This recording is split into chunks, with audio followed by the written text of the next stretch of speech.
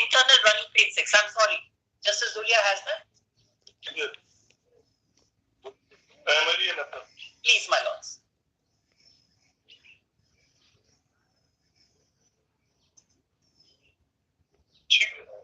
So, my lords, this was placed before the parliament. Now, if anything had to be amended, it was actually this notification that required an amendment because 12A had come into effect. And this has been issued subsequently. It may reaffirm that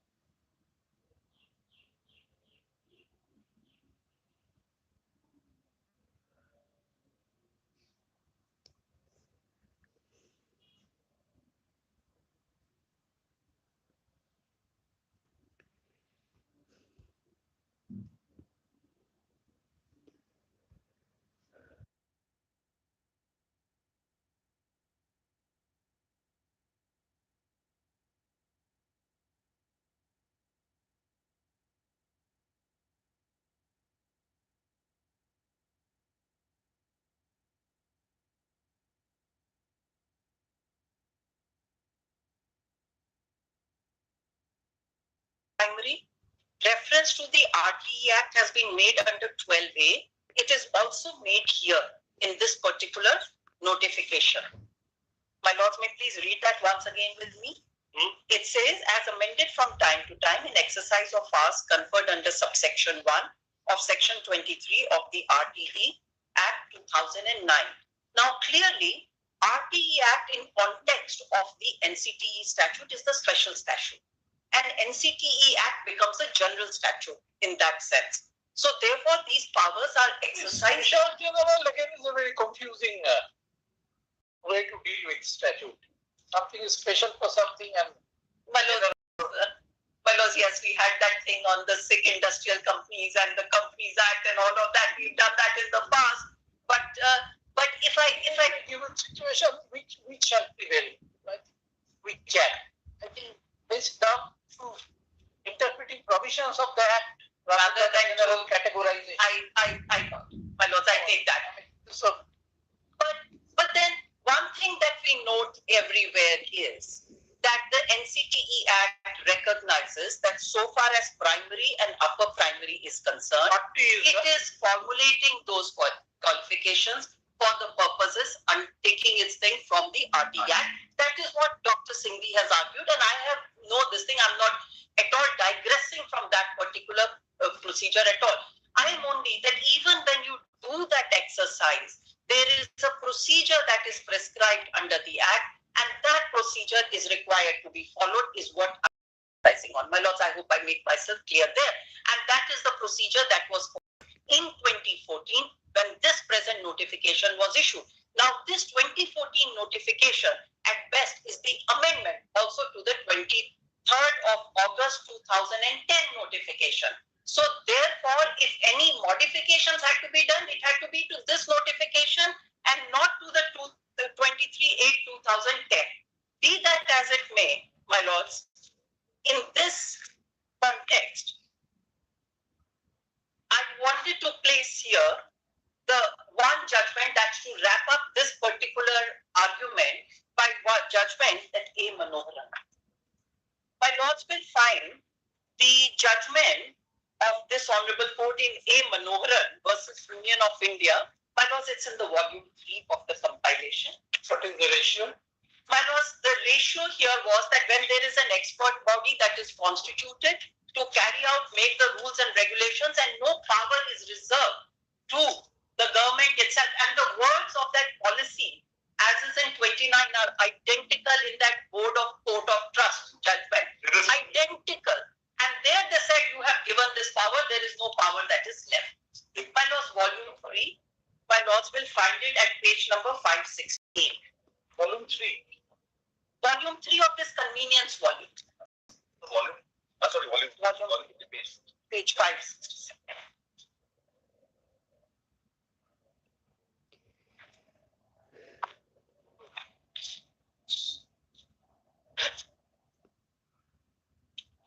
Page? My lords, it will be in my lords volume at page 568. I'm reading from my previous volume, my lords, because that was my marked copy, but I will bring my lords to the relevant paragraph numbers of it. Sinner's judgment, Justice Sinner's judgment. Yes, my lord. Find entire body of authorities on this. Yes, my lords are right, absolutely. So, my lords, may I just show the facts in just one paragraph? If my lords may turn to paragraph number 3.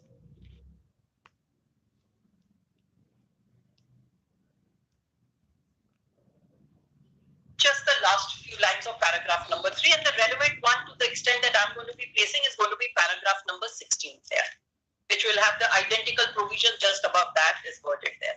My lords, paragraph number 3, Madras Port Trust employees appointment promotion rules, regulations were made under section 28 of the 1963 Act. They were amended in the year 2000 by way of a regulation. Regulation 5 read with the schedule thereof provides that in so far as appointment to the post of executive engineer is concerned, possession of a civil engineering is imperative. It was amended with the approval of the central government in terms of subsection 1 of 124 of 163. Regulations therefore have statutory force. They were published in a gazette. Not only the central government was obtained, but they were also laid before both the houses of the parliament. So the issue was the degree of the civil engineering degree of the engineer. Now, my lords, please come to paragraph number 16 here.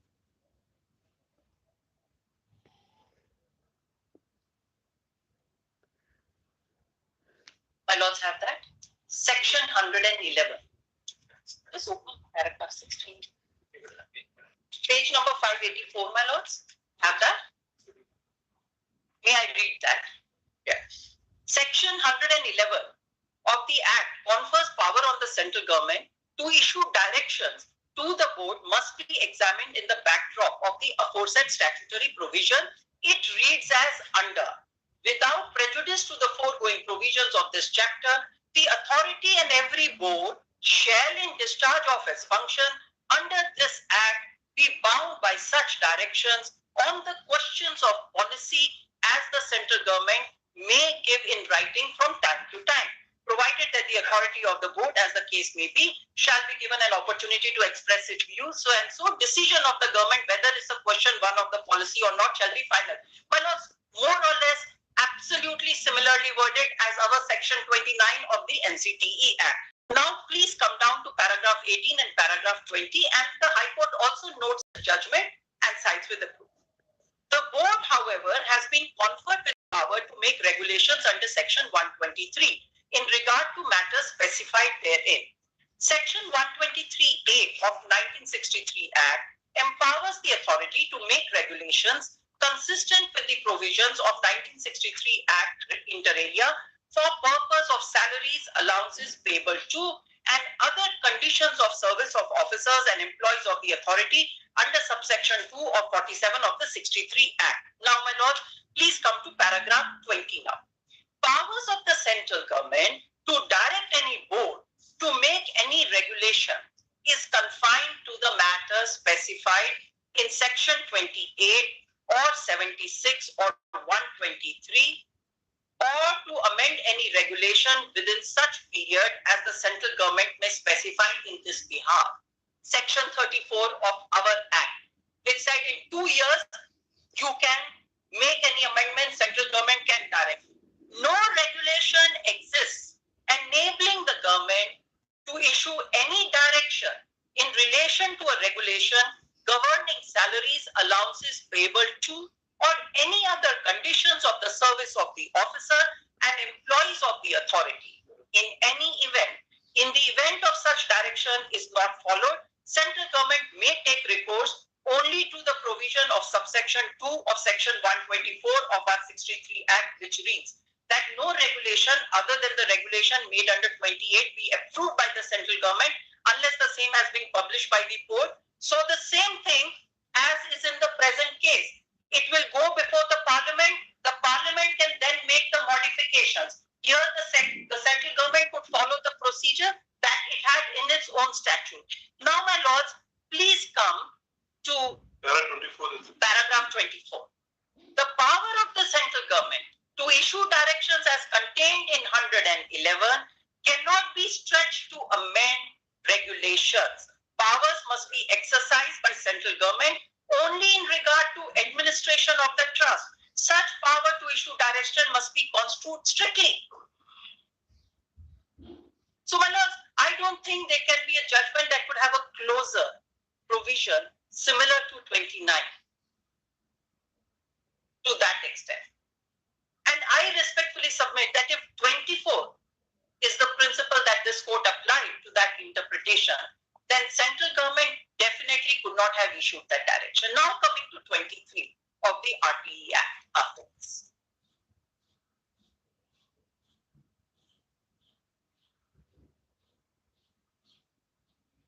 Now, my lords, if we may turn for a moment to section 23 of the RTE Act.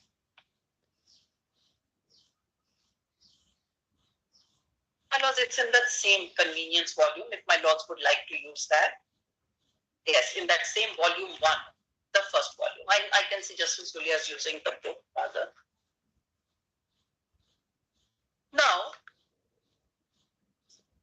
my lords, 23, I will, for the convenience of the court, divide it actually into 2 parts. The first part,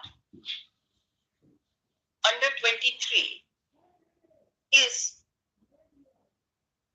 academic authority has to take the decision in making the prescribing the qualification or making persons who will be eligible. So let's please read it once, and I'm sure my lords have read it many a time. Any person possessing such minimum qualification now, comma, as laid down by an academic authority, comma, authorized by the central government. So what? Minimum qualification prescribed by an academic authority, authorized by a central government. Now, the academic authority is that executive council under the NCTE Act. So, it's not the central government that has the power to do so under even 23(1). It is that academic authority which has been authorized by a statute to formulate, determine the qualifications for the by a notification for those persons eligible for appointment as teachers. Therefore, there is no power with the central government that is retained here. That power is with that academic authority. Now, my lords, I come to the second limb. And the two limbs are independent, divergent. They do not have an interplay at all. What is sought to be done today is to try to bring one part from 23(2) and take it to 23(1). That is what is sought to be said. The central government exercise power under 23(1), which I submit they cannot do on the plain reading, and take some part from 23(2), which also cannot be done. I'm just explaining why I say that. Here you are merging with Mr. Singhvi's argument. Well, I am not at all in digress with Ms. Dr. Singhvi's argument. I'm not going to at all digress.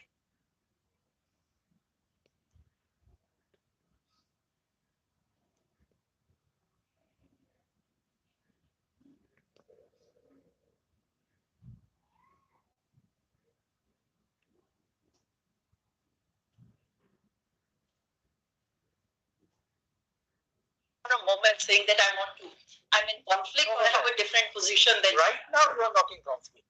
Right? I am not in, well, I'll try my best not to be in a conflict. On the same side, we should not be in a conflict in any case. So, well, we may put it differently, but I may make myself with a caveat here that if I'm not very articulate, I'm not being in conflict. So please don't take it in that manner. I'm putting that caveat right there. Now, my lords, can I come to the second limb of 23(2) and how I read it, if I may seek to impress? Where a state does not have adequate institutions offering courses or training in teacher education, or teachers possessing minimum qualifications as laid down under subsection 1 are not available in sufficient numbers, central government may.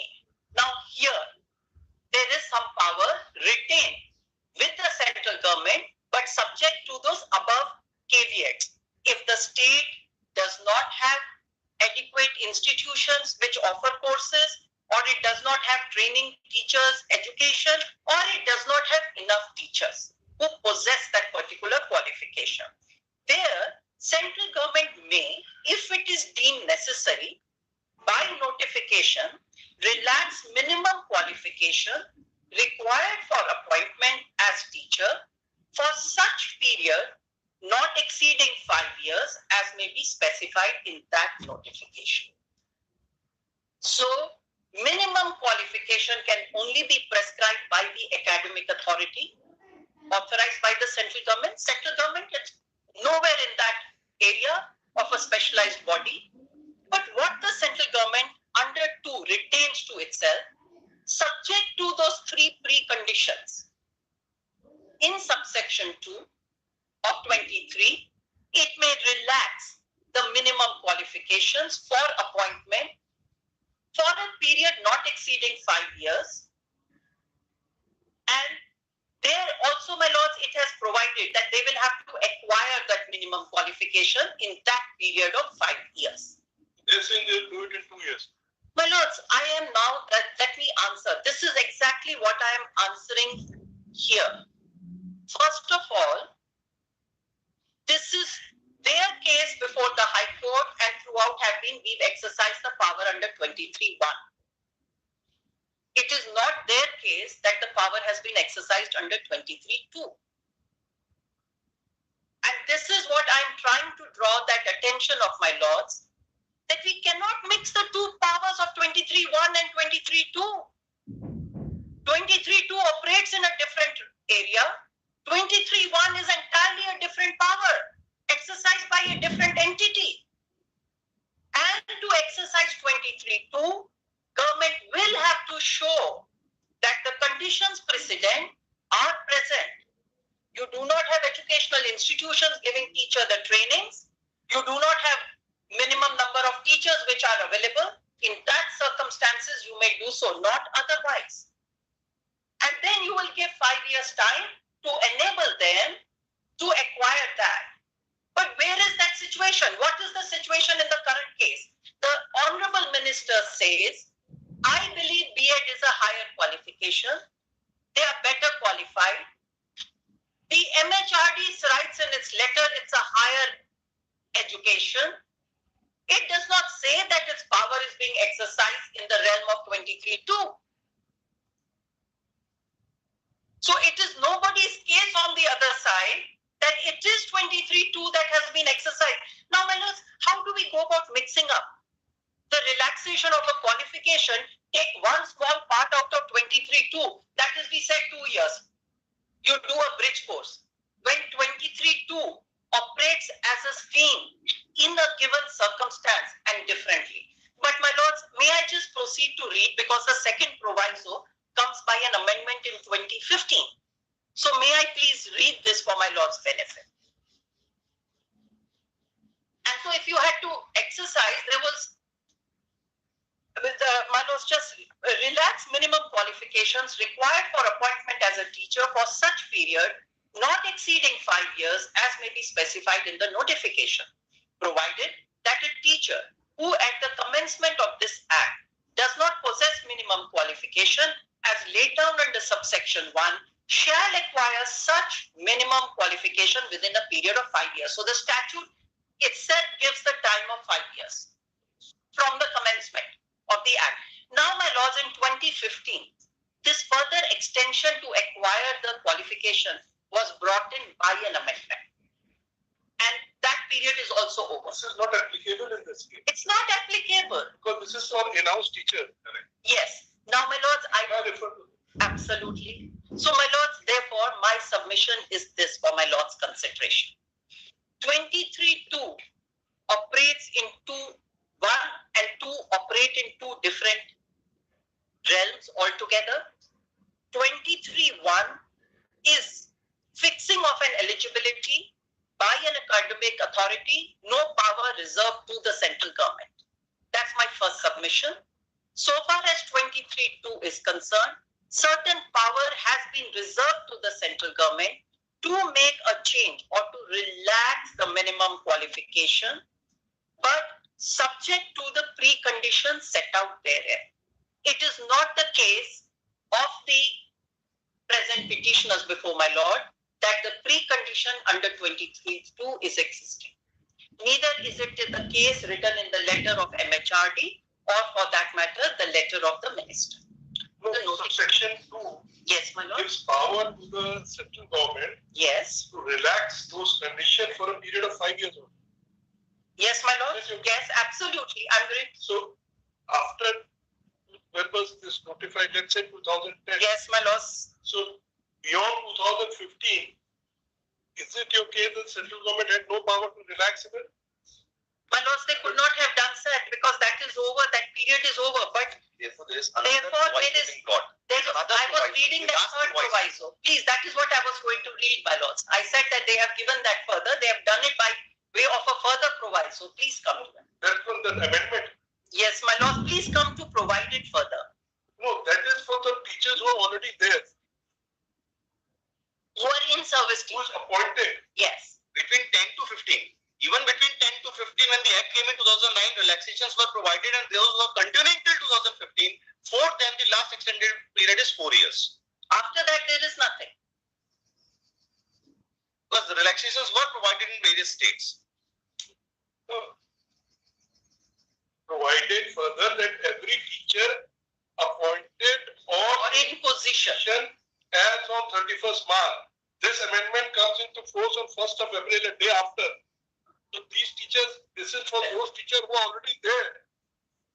So for that, This relaxation for 4 years in 2017 means till 21. My lords, this came in 20. It will extend for 4 years, counting from 17.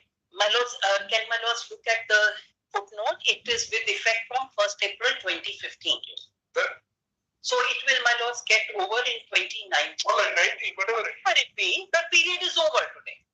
The issue is that the period is today over in any case. No, But my lords put a question to me. That is it a case that for future, then it is not over when the notification had come, which is this, in this case, it came in 2018. my lords, If this relaxation is also my lords, available for fresh recruitment, then it this would- cannot be for the fresh recruitment number one. This is for those people only who are in service. So where, So this does not have any application. Why are we going time? This doesn't apply. I am not on that aspect. My lords put a question to me. I am on slightly different part aspect. I am saying that even if central government had to exercise any power, it had to satisfy the first three preconditions. 23 preconditions. just state-wise. Statewide. State should have come.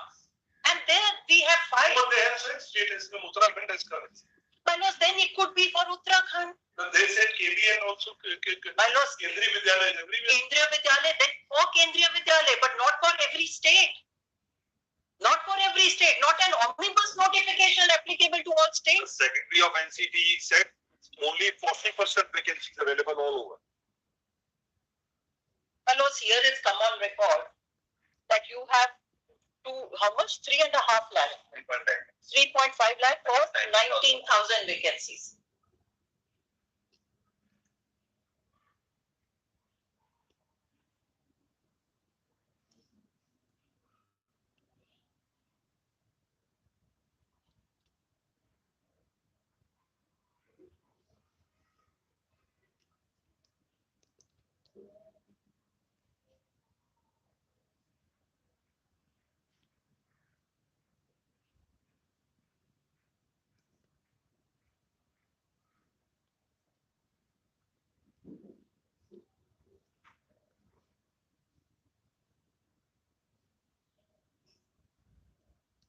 That submission that you have, the states would have to satisfy, or the entity would have to satisfy that they do not have the educational institutions or they have a shortage of qualified teachers. There are guidelines that have been issued by MHRD on 8th of November 2010.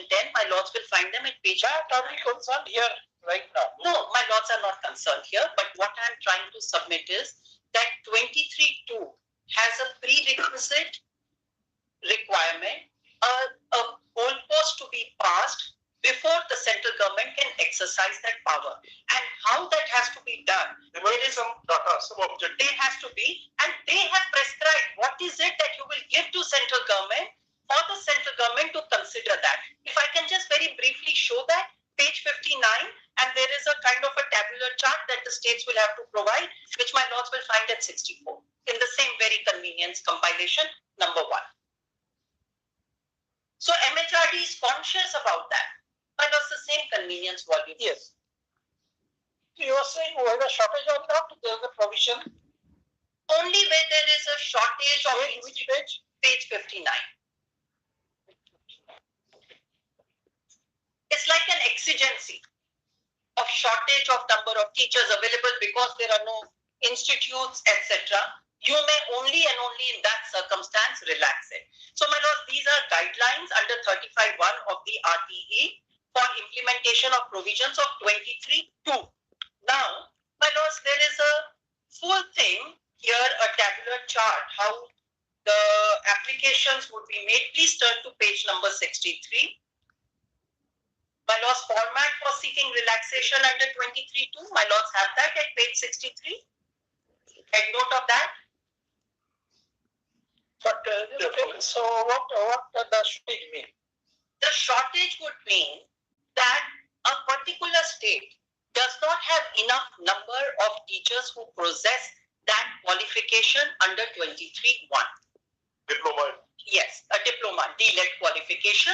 If a state does not have maybe enough institutions that give that particular education, or colleges that provide that education, or overall it does not have as many number of teachers as there may be vacancies at that given point in time, the state can, in this particular prescribed format, approach the central government and ask for a relaxation of that minimum eligible standards. Now that will have to be done in that particular exigency. the precondition of 23(2) being met. In the present case, it is noticed by the High Court that against an advertisement of 19,000 odd vacancies, 350,000 candidates with d.el.ed are available.